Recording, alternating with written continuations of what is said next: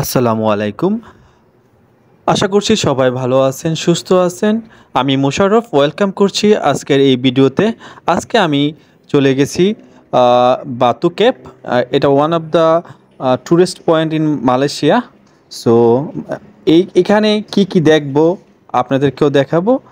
চলুন আমরা চলে আসলাম হচ্ছে বাতু কেপে। আমার অনেক দিনের ইচ্ছা ছিল, সত্যি আমি অনেক খুশি। মনির ভাই এবং আরিফ ভাইকে অনেক ধন্যবাদ জানাচ্ছি এই বাতু কেপে নিয়ে আসার জন্য আমাকে। সো এখন আমরা সামনে যে জালালি কবুতর, এটা সবসময় সব পর্যটকরা এখানে কবুতরের সাথে হচ্ছে বিভিন্ন ধরনের খেলে থাকে। আর বাতু কেপে থেকে এখান থেকে এখানে প্রচুর পরিমাণের পর্যটক আসে। সো আমরাও ঘুরতে আসলাম। আর বিকেলবেলা আসলাম, কারণ হচ্ছে বিকেলবেলার প্রকৃতি পরিবেশটা অনেক সুন্দর সুন্দর থাকে। আর ছবি তুলেও ভালো লাগে, দেখেও ভালো লাগে, তার জন্য চলে আসলাম। চলুন আমাদের সাথে আমরা বাতু কেপে যাই।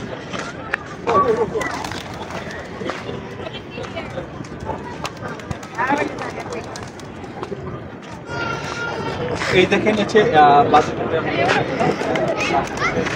জানি না এটার ইতিহাসটা, আমি সম্পূর্ণ জানি না। সো আপনাদেরকে ভয়েস ওভারের মাধ্যমে আমি জানানোর চেষ্টা করব এটার ইতিহাসটা। সো এখন চলুন আমরা একদম উপরে যাবো। একদম উপরে কিন্তু একটা মুভিও হয়েছিল এখান দিয়ে, উপরে নায়িকাকে নিয়ে গেছে। সো আমার তো আর নায়িকা নেই আজকে। সো যখন নায়িকা হবে তখন নিয়ে যাবো। আসেন আমাদের সাথে উপরে।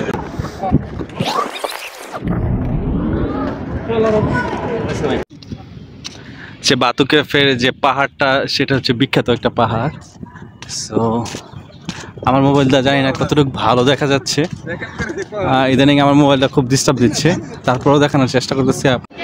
এই বাতু কেপের আমরা হচ্ছে ভিতরে প্রবেশ করতেছি।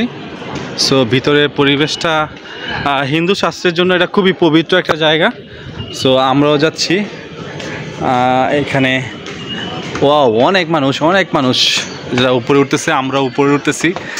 আপনাদেরকে দেখানোর চেষ্টা করব বাতু কেপে কি আছে। সো মামুন ভাই আমাদের নিয়ে যাচ্ছে। ও আরিফ ভাই, সরি, আমি আপনাকে উঠে নিয়ে যাচ্ছি।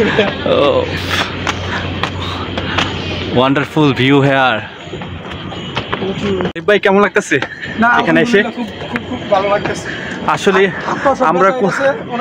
আমরা কোথায় আসলাম সেটা বড় কথা না, আসলে এখানে আসছি একটা নতুন কিছু দেখবো বলে। আসলে না ঘুরে তো বোঝা যাবে না। কষ্ট হলেও আমরা উপরে উঠবো। মনির ভাই অলরেডি টায়ার্ড, মাত্র 2 মিনিট উঠে। সো আমরা চেষ্টা করতেছি ওঠার জন্য।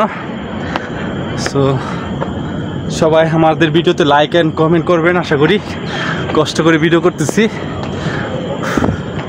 আমরা একটা স্টেজ আমরা উঠতে পারলাম। আমাদের সাথে মনির ভাই এখনো উঠতেছে। রীতিমতো তো আমরা সবাই হয়রান হয়ে গেছি। আর দেখেন, আসার পরে ভিউটা দেখেন, পাহাড়ি গুহার ভিতরে আমরা ঢুকতেছি এখন। সো এখানে হিন্দু শাস্ত্রের বিভিন্ন দেবীদের ছবি এবং বিভিন্ন কিছু দেখা যাচ্ছে। সো আমাদের সাথেই থাকুন, দেখতে থাকুন। এই দেখেন এখানে পানি পড়তেছে পাহাড় থেকে রীতিমতো। সরি দাদা। তো আমরা এখন চলে আসলাম হচ্ছে এই ক্যাম্পের ভিতরে। দেখেন পাহাড়টার ভিতরে কিন্তু একদম গুহা, বিশাল বড় একটা গুহা। এখানে কিন্তু আমরা চলে আসলাম। তো আমি যা দেখতেছি আপনাদেরকে তাই দেখাচ্ছি। তো আসেন আমরা, আমি অনুরোধ করবো মনির আরিফ ভাইকে সুন্দরভাবে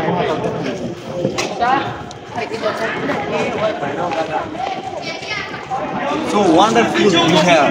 বিশ্বাস করতে পারবো না, আমার মোবাইলটা হয়তো এরকম ভালো ছবি দেয় না, এর জন্য হয়তো আমি দেখাতে পারতেছি না। কিন্তু এই যে গুহাটা বিভিন্ন জায়গায় আপনি দেখাতে চাইতেছেন, হিন্দু শাস্ত্রের বিভিন্ন দেবীর এখানে হচ্ছে মূর্তি রাখা হয়েছে।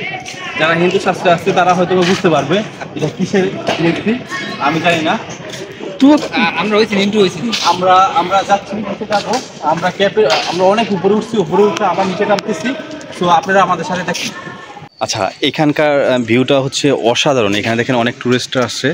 সো এখানে সবাই হচ্ছে এই ব্যাপারটা এইখানকার যে হিন্দু শাস্ত্রের বিভিন্ন বিষয়গুলো জানার চেষ্টা করতেছে। সো আমিও চেষ্টা করতেছি যে এখানকার এই যে হিন্দু শাস্ত্রের বিভিন্ন বিষয়গুলো এখানে কিসের জন্য আসছিল এই বিষয়গুলো জানার চেষ্টা করতেছি। দেখেন পুরাটা ভিউ, আমরা তো পুরো অবাক। নিচে নেমে যাচ্ছি আমরা। আসলে এখানে অনেক কিছু দেখছি, দেখার মতন অনেক কিছু ছিল। পাহাড়ের ভিতরে যে এত সুন্দর এত বড় গুহা আমি আর আমার জীবনে কখনো দেখিনি। আমি শুনেছি থাইল্যান্ড নাকি আছে বড় বড় গুহা আছে বা অনেক সুন্দর পাহাড় আছে, কিন্তু এটা ওয়ান অফ দ্য বেস্ট আমার দেখা এখনো পর্যন্ত। সো আরিফ ভাই, আপনার কেমন লাগলো এখানে ঘুরে? না আসলে ভালোই লাগলো, কারণ আমিও অনেকবার আসছি, বাট আমি উপরে কখনো উঠিনি। তো ফার্স্ট টাইম আর কি উপরে উঠলাম, তো ভালোই লাগলো আর কি। অনেক উপরে তো এই জন্য অনেক সময় উঠতাম না, আইতাম ঘুরে নিচটা চাইতাম না, কিন্তু উপরে উঠতাম না। সো এবার উপরে উঠলাম, কি মনে করে জানি না, তো উপরে ভালোই লাগলো আলহামদুলিল্লাহ। আর এখান থেকে সিঁড়িতে নামার সময় অবশ্যই সাবধানতা অবলম্বন করবেন যদি কেউ আসেন এখানে, কারণ হচ্ছে অনেক ঢাল। একবার যদি আপনার পা ফসকা জায়গা বা অন্য জায়গায় ভুল জায়গায় অন্য জায়গায় সিঁড়ির ভিতরে পা পড়ে যায়, তাহলে নিশ্চিত আপনার অবস্থা টাইট হয়ে যাবে গা। ঠিক আছে, সো সাবধানতা অবলম্বন করে আমরা নামতেছি। সো আমার ভিডিওটা মনে হয় আমি এখনই শেষ করে দিব।